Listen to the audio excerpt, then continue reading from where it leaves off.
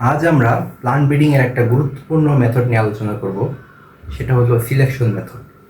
তো selection method দুই প্রকার, একটা হলো পিওর লাইন সিলেকশন এবং মাস সিলেকশন।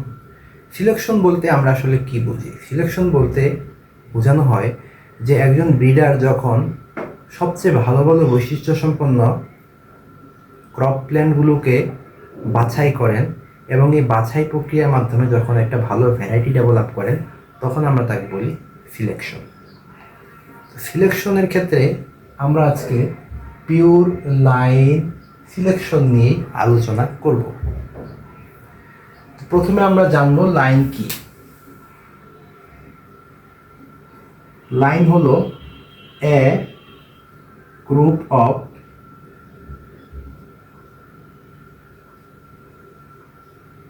genetically identical plants, অর্থাৎ উদ্ভিদের একটা গ্রুপ, ওই গ্রুপের উদ্ভিদগুলো জেনেটিক্যালি আইডেন্টিক্যাল বা জিনগতভাবে একই রকম। জিনগতভাবে একই রকম এমন অনেকগুলো উদ্ভিদ গুচ্ছকে আমরা লাইন বলি। ধরা যাক আমরা এটা এক্সাম্পল হিসেবে নেই। একটা প্লটে অনেকগুলো প্ল্যান্ট আছে, A B C D E F. এখানে দেখা গেল যে এই এ এবং বি এবং সি এই প্রত্যেকটাই খাটো, ডি ই এফ এগুলো লম্বা। এগুলো কি? এগুলো লম্বা।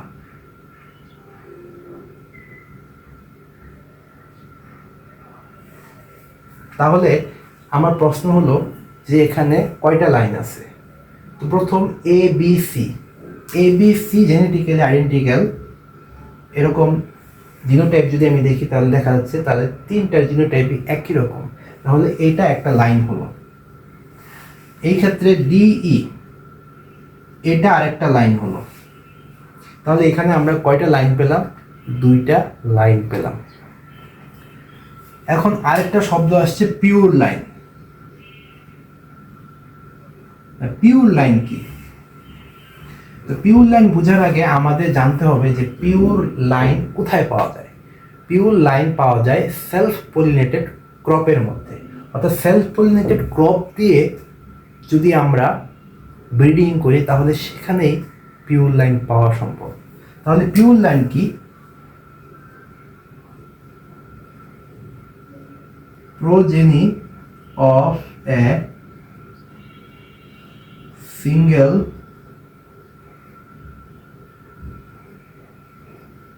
homozygous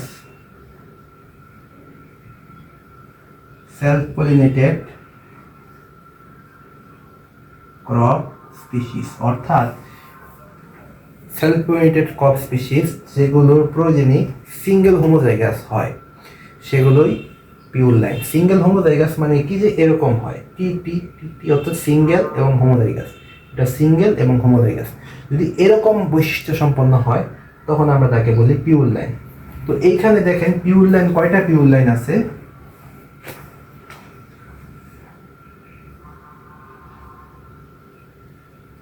এখানে যদি আমরা দেখি, আরো একটা এক্সাম্পল নিলাম, আর একটা প্লান্ট নিলাম আমরা এখানে। তো এখানে এখন প্লান্ট অনেকগুলো প্লান্ট আছে। তো এখানে পিওর লাইন কয়টা আছে?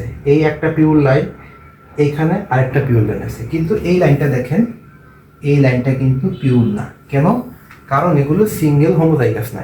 এফ জি যে প্লান্টগুলো আছে এগুলো সিঙ্গেল হোমোজাইগাস না, এগুলো হলো হেটারোজাইগাস প্লান্ট।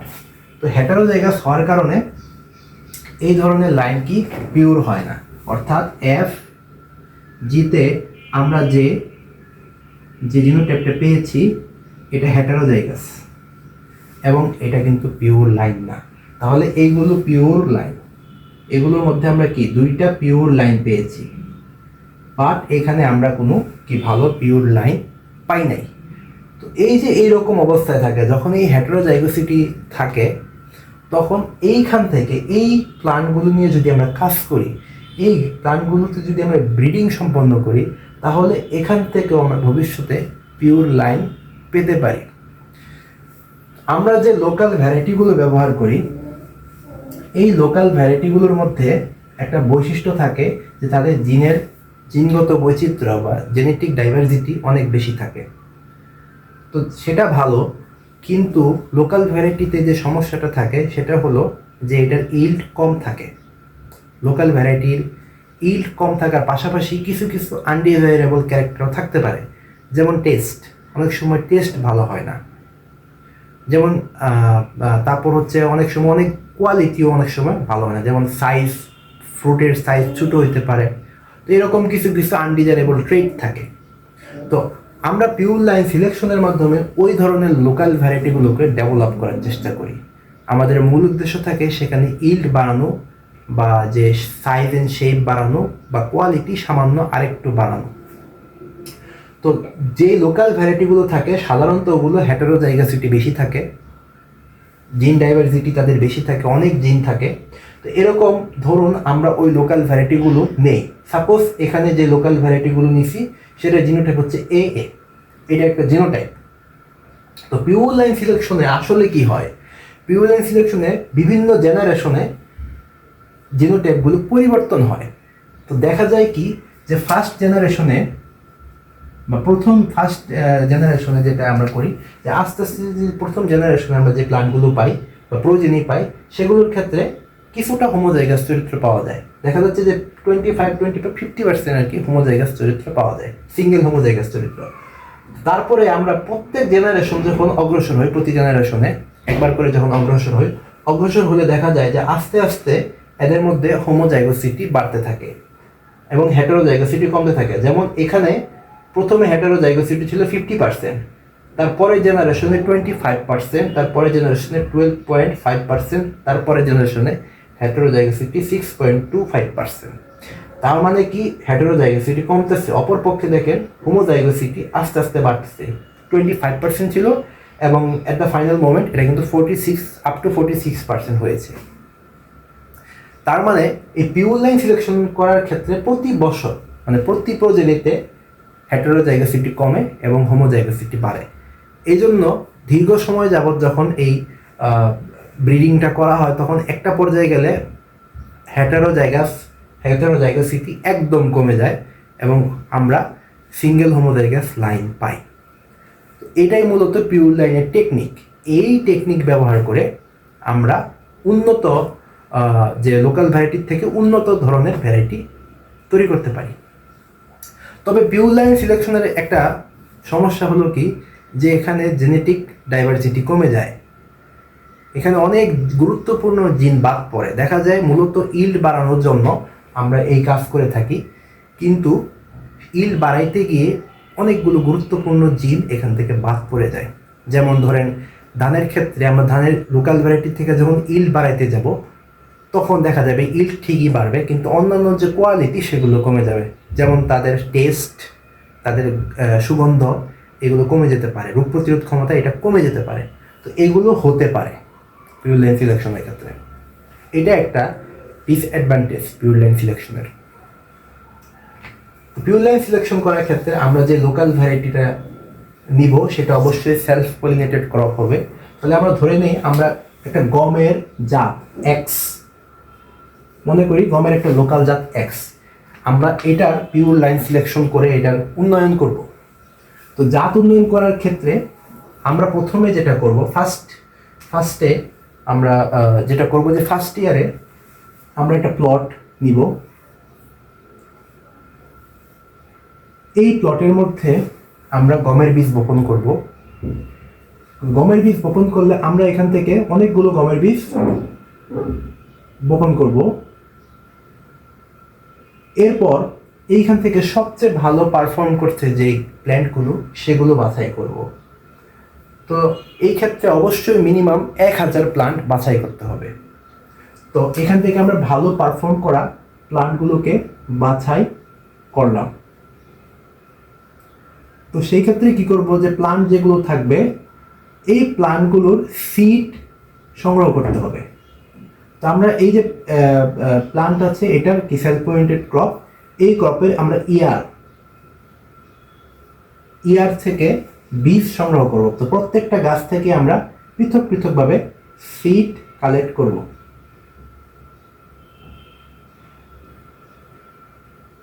কিন্তু আমরা এখানে কি সিডগুলো একটার সাথে আরেকটা, যেমন এই সিডের সাথে এই সিড মিক্স করব না, আলাদা আলাদাভাবে সিডগুলোকে প্যাক করে নিব। প্রত্যেকটা সিডকে আলাদাভাবে আমরা প্যাকিং করে রাখবো, যাতে একটার সাথে আরেকটা মিক্স না হয়, এই প্ল্যান্টের সিডের সাথে এই প্ল্যান্টের সিড যাতে মিক্সড না হয়, এই বিষয়টা খেয়াল রাখতে হবে। তাহলে আমাদের ফার্স্ট ইয়ারে আমরা সাধারণত এই কাজটাই করব। সেকেন্ড ইয়ারে যেটা করতে হবে, সেকেন্ড ইয়ারে আমরা যে বীজগুলো পেলাম পৃথক পৃথকভাবে, এই পৃথক বীজগুলোর প্যাকেটগুলোকে আমরা আলাদা আলাদা প্লটে বপন করব। তাহলে প্রত্যেকটা বীজকে আমরা আলাদা আলাদা প্লটে বপন করলাম।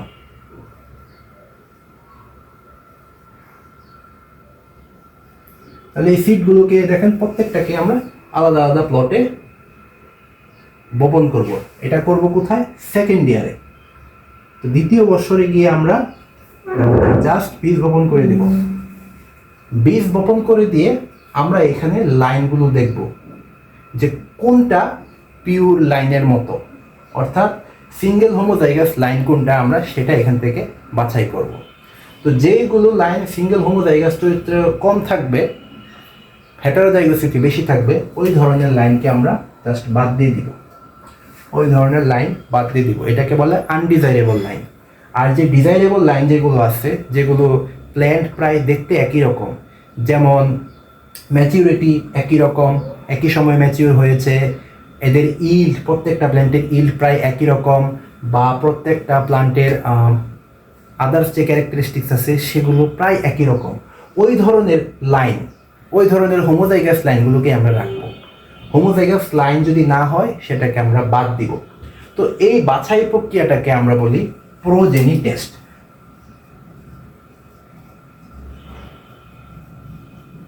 তো সেকেন্ড ইয়ারে আমরা প্রোজেনি টেস্ট করব। তো প্রোজেনি টেস্ট করার পর এইখান থেকে আমরা আবার বীজ সংগ্রহ করব। আগের প্রক্রিয়াতেই আবার আমরা এখান থেকে সিড কালেক্ট করব এবং খেয়াল রাখবো যাতে এই সিডগুলো নিজেদের মধ্যে মিক্সড না হয়, নিজেদের মধ্যে যাতে মিক্স না হয়। অর্থাৎ এইটা এই প্লান্টের এই লাইনের সিড যাতে এই লাইনে না আসে, অথবা এই লাইনের সিড যাতে এই লাইনে না যায়, এই কাজটা করতে হবে। তাহলে প্রত্যেকটা লাইনের সিডকে আমরা আলাদা আলাদা রাখবো। এরপর আমরা এগুলো বিভিন্ন রিসার্চ স্টেশনে প্রেরণ করব। গবেষণা কেন্দ্র যেগুলো আছে, এই গবেষণা কেন্দ্রগুলোতে নেওয়া হবে। থার্ড ইয়ারে যেটা করা হবে, থার্ড ইয়ারে প্রিলিমিনারি ট্রায়াল দেওয়া হবে। প্রিলিমিনারি ট্রায়াল কি? এই যে আমরা এই যে সেকেন্ড ইয়ারে যে বীজগুলো পেলাম, এইগুলোকে আমরা প্লটে বপন করব।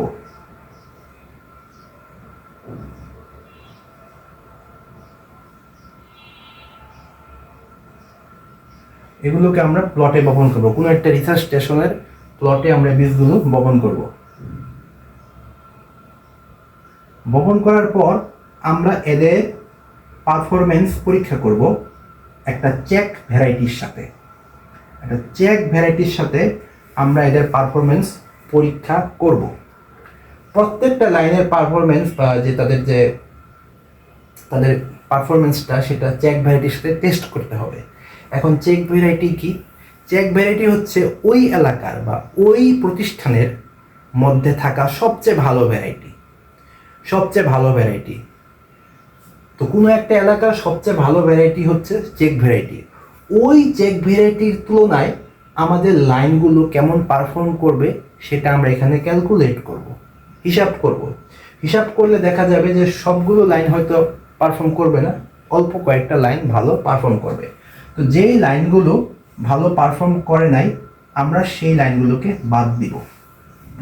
বাদ দিয়ে পরবর্তীতে যে লাইনগুলো চেক ভ্যারাইটির সাথে ভালো পারফর্ম করছে বা চেক ভ্যারাইটির তুলনায় অনেক বেশি ইল্ড দিছে, চেক ভ্যারাইটির তুলনায় এদের অন্যান্য বৈশিষ্ট্য অনেক ভালো হয়েছে, সেই লাইনগুলোকে আমরা রাখবো।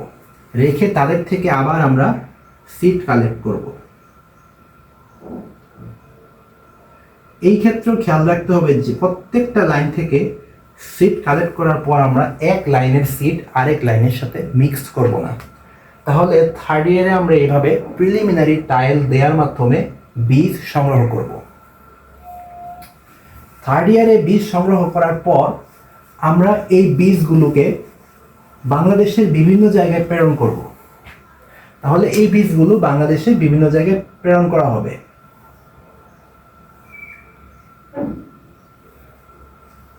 বীজগুলো বিভিন্ন জায়গা বলতে বিভিন্ন অ্যাগ্রো ইকোলজিক্যাল জোন যেগুলো আছে সেইগুলোতে প্রেরণ করা হয়। তো বীজগুলোকে প্রেরণ করা হবে এবং ওই জোনে এই বীজগুলো বপন করা হবে। তো এই যে এই কাজটা করা হবে চতুর্থ বছর থেকে, ফোর্থ ইয়ার থেকে শুরু করে সিক্সথ ইয়ারের মধ্যে, চতুর্থ বছর থেকে ষষ্ঠ বছরের মধ্যে আমরা এই ট্রায়ালটা দিব। এটাকে বলে multi location trial. Multi location trial. দেখেন এই ট্রায়ালের ক্ষেত্রে কিন্তু আমরা কোনো একটা চেক ভ্যারাইটি ব্যবহার করতেছি না। কেন? কারণ আমরা অলরেডি চেক ভ্যারাইটি ব্যবহার করে ফেলছি, ওটার কাজ শেষ।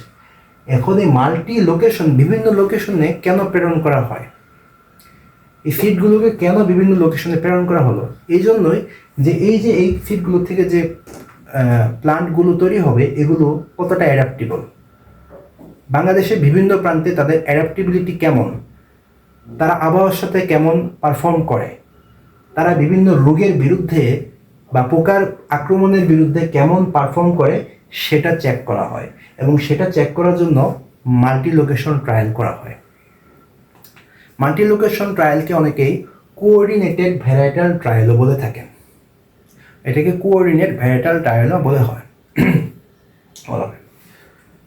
তো এই যে মাল্টি লোকেশন ট্রায়ালে তখন দেখা যায় যে কিছু কিছু জায়গার লোকেশনে ভালো পারফর্ম করে, কিছু কিছু অঞ্চলে পারফরমেন্সটা ভালো হয়, কিন্তু কিছু অঞ্চলে পারফরমেন্স খারাপ হয়। তো যে সকল অঞ্চলে পারফরমেন্স খারাপ হয় ওই সকল অঞ্চলে প্লান্ট ম্যাটেরিয়াল বা সিড এগুলো আমরা আর ব্যবহার করব না। পরবর্তী বছরে যেই লোকেশনের পারফরমেন্স সবচেয়ে ভালো হয়েছে, অর্থাৎ যেই মাল্টি লোকেশন ট্রায়ালে সবচেয়ে ভালো রেজাল্ট যেটা দিয়েছে সেই বীজটাকে আমরা সংগ্রহ করব। সেই বীজটা সংগ্রহ করার পর আমরা সেভেন্থ ইয়ারে বা সপ্তম বছরে এই বীজগুলো কি করব? মাল্টিপ্লিকেশন করব। মাল্টিপ্লিকেশন করতে হবে কারণ এই বীজগুলো বিতরণ করতে হবে। তো বীজ বিতরণের আগে বীজের সংখ্যা বাড়াইতে হবে। তো মাল্টিপ্লিকেশন করার জন্য কি আমরা বড় বড় প্লটে এই বীজগুলোকে বপন করব। বড় বড় প্লটে অনেক বীজ হবে, তারপরে এই বীজগুলো আমরা বিভিন্ন কোম্পানি বা কৃষকদের মধ্যে বিতরণ করে দেব। তো এইভাবে প্রায় 7 বছর সময় লাগে একটা পিওর লাইন সিলেকশন করার ক্ষেত্রে। তো পিওর লাইন সিলেকশনে মাস সিলেকশনের থেকে 1 বছর বেশি সময় লাগে।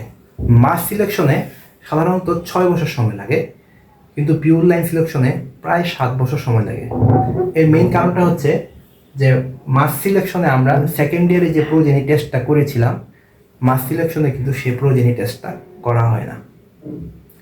তো পিওর লাইন আর মাস সিলেকশনের মধ্যে কিছুটা পার্থক্য আছে।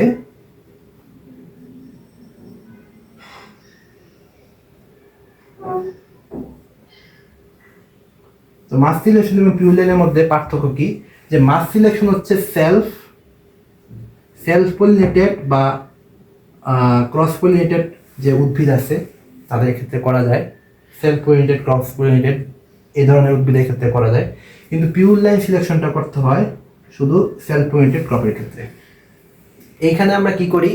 সিডের যে মিক্স আছে, অর্থাৎ প্রথম বছর সিড রোপণ করার পর পরের বছর যখন আমরা সিড সংগ্রহ করি তখন প্রত্যেকটা প্লান্টের সিড কি সবগুলো একসাথে মিক্স করা হয়, কিন্তু এখানে এরকম কোনো মিক্সিং করা হয় না। আরেকটা কি, যে সেকেন্ড ইয়ারে এসে আমরা কি করি? সেকেন্ড ইয়ারে সাধারণত মাস সিলেকশনে প্রোজেনি টেস্ট করা হয় না, কিন্তু পিওর লাইনের ক্ষেত্রে আমরা প্রোজেনি টেস্ট এটা করে থাকি। আর বাকি থাকলো চেক ভ্যারাইটি মাল্টিলোকেশন টেস্ট, এগুলো মাস সিলেকশন পিওর লাইন সিলেকশনের ক্ষেত্রে উভয়ের ক্ষেত্রেই করা হয়।